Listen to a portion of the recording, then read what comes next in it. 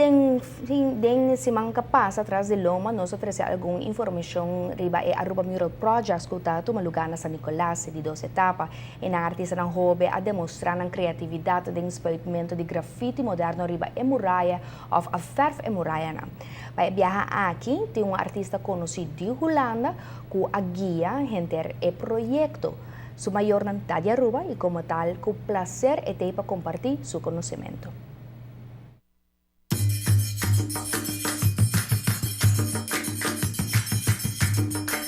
Desde a primeira edição de Aruba Mural Projects, mesora por mira que biba interesse especial de nos gente para expressar arte, hasta riba muralla.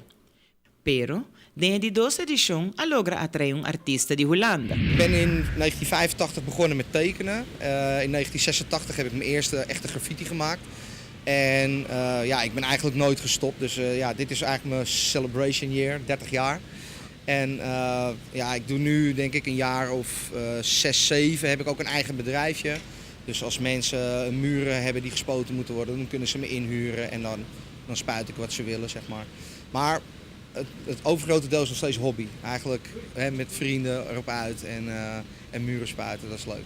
Quantidade de artistas no local a tomar contato para formar parte do projeto e outro não queda cordialmente invitar para passar a admirar a expressão única aqui de criatividade riba e 36 muralhas disponíveis na San Nicolas.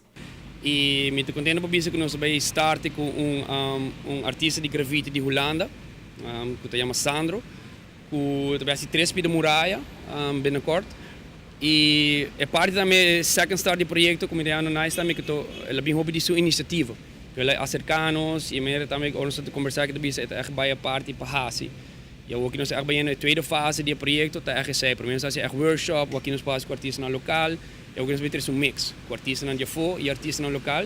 E é muito também com esse cursos não prometo, pero eu aqui também echt parte de banhasi. Que mesmo sabe, bem com os schets, bem com a ideia.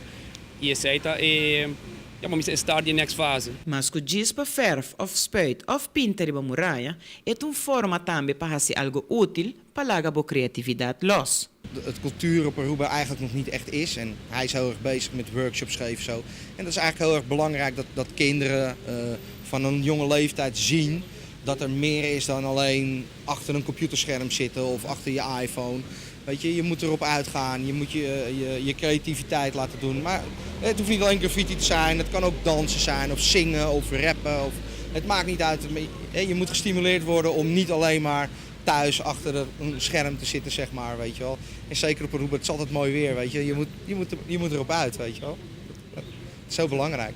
E de 2 fases de Aruba Mural Projects, mientras tanto a queda completar e ta premiará com continuação do projeto AMP, ta sigue ganha interesse.